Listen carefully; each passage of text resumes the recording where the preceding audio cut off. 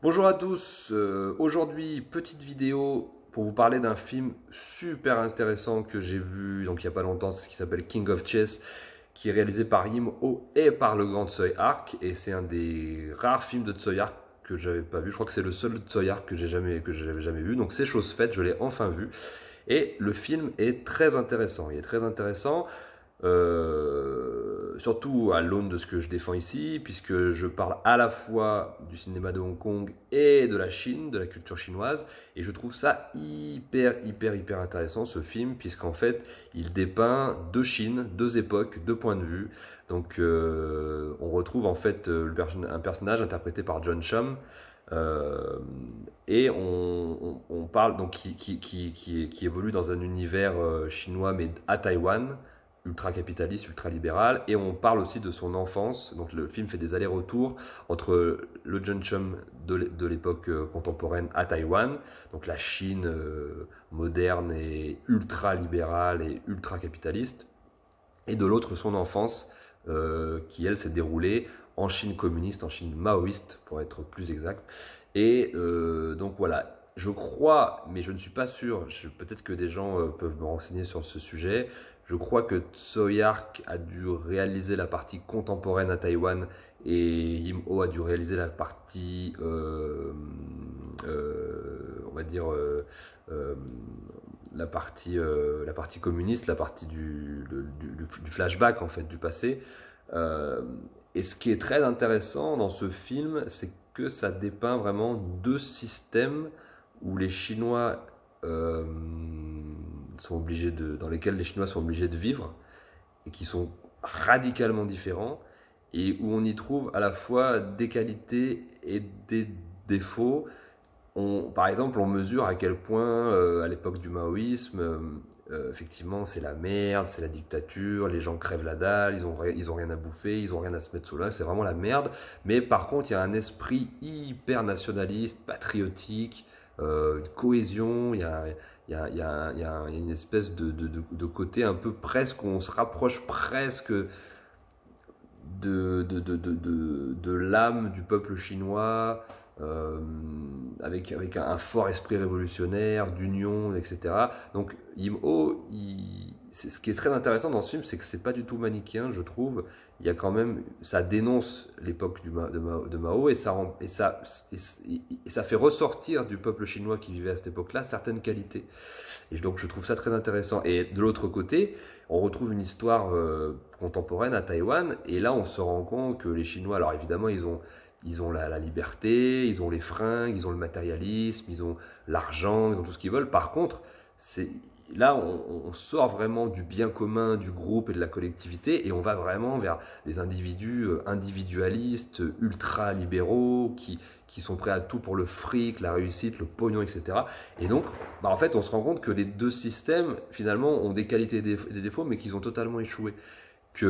En fait, que ce soit un système collectiviste ou un système individualiste, ça fonctionne pas. Et donc le film, pour ça, est super, surtout si vous connaissez un petit peu l'histoire de la Chine et aussi l'histoire de l'autre Chine, située donc à Hong Kong, Macao, Taïwan. Là, ça se situe uniquement à Taïwan, mais je pense que c'est plus symbolique qu'autre chose. C'est pour symboliser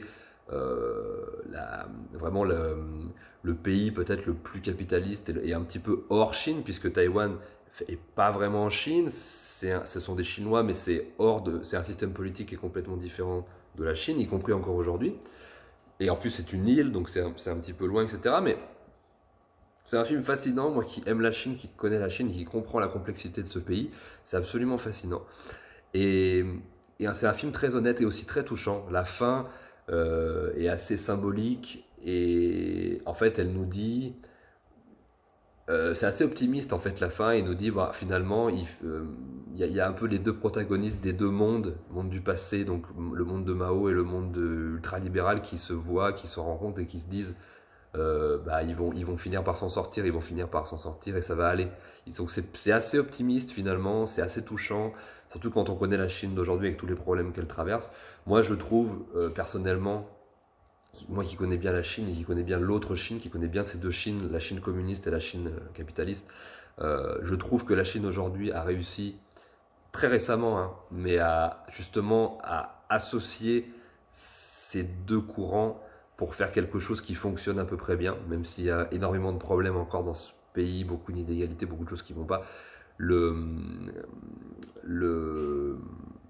Les leçons qu'ils ont tirées de leurs erreurs et du passé sont assez hallucinantes. Et moi, je trouve qu'aujourd'hui, justement, ils ont réussi à être la Chine a réussi, je parle de la Chine de manière globale, je ne parle pas forcément du Parti communiste chinois qui aujourd'hui gère encore le pays, mais je trouve que la Chine d'aujourd'hui, moi qui la connais vraiment bien, qui est vraiment passé du temps, a synthétisé tous ces concepts. Elle est à la fois un peu capitaliste puisqu'on peut y investir, elle est à la fois socialiste dans son mode de gestion.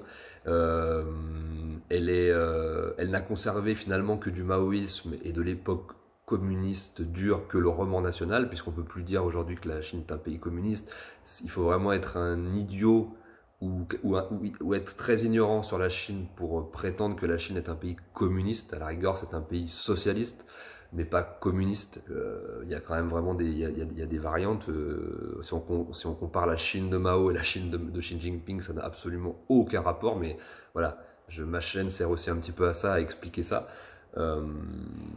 Et c'est aussi, et avant tout, une réunification autour, non pas du Parti communiste, même si c'est le Parti communiste qui gère évidemment du fait de son roman national, et c'est de fait le Parti communiste qui a, par le sacrifice de générations qui sont dépeintes dans le film justement, a réussi à la génération d'après d'exploser et de faire en sorte que les gens qui étaient pauvres accèdent aux classes moyennes, lutter contre l'analphabétisation, etc., ce genre de choses, résoudre 1 milliard de problèmes que nous-mêmes on n'a pas réussi à résoudre en je ne sais pas combien de décennies.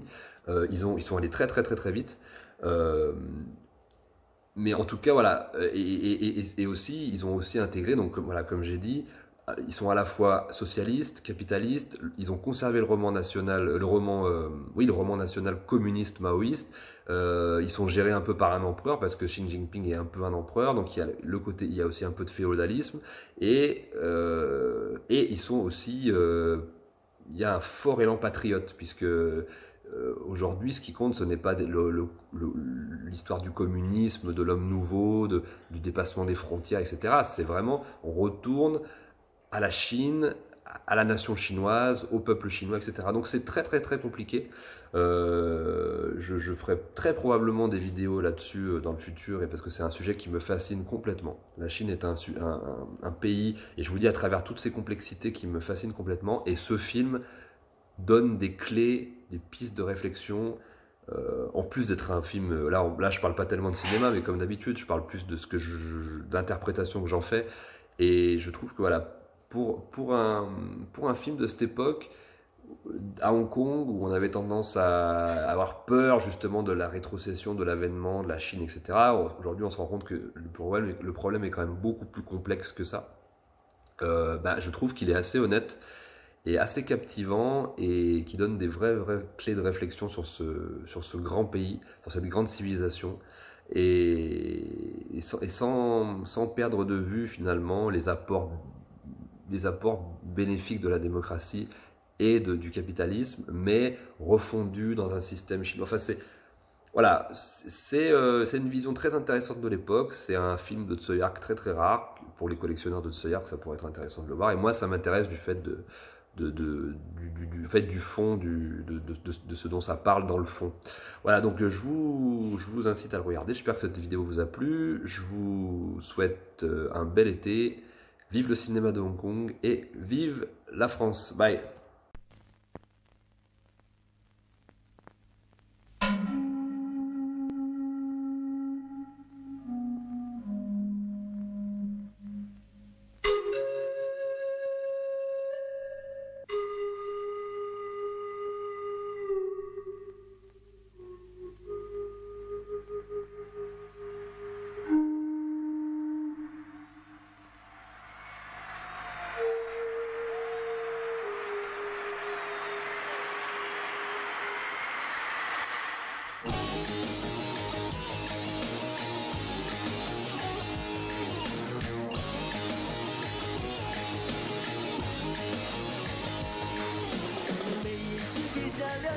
只想到了你，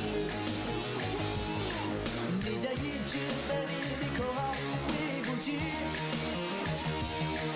在这批判斗争的世界里，每个人都要学习保护自己。让我相信你的忠贞，爱人忠贞。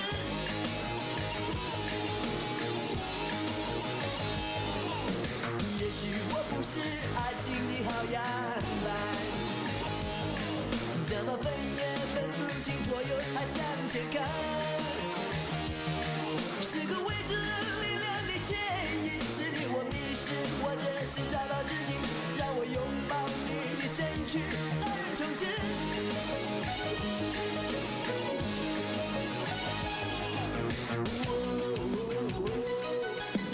比个两手间，悲欢离合总有不变的结局。来，两手间，不变的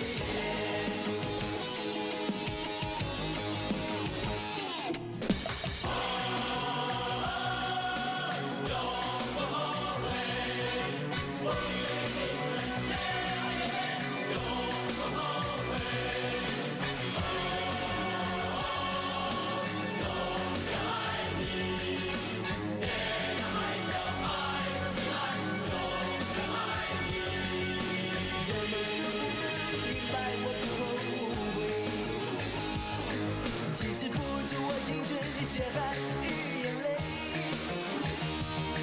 如果命运不再原谅我们，为了我灵魂进入了你的身体，让我向你说声抱歉，爱人忠贞。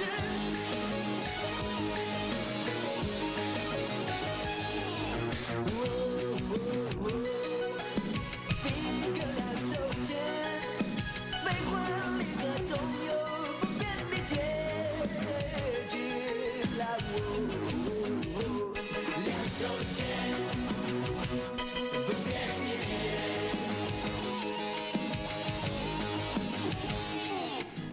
每一次闭上了眼，就想到了你。你像一句美丽的口号。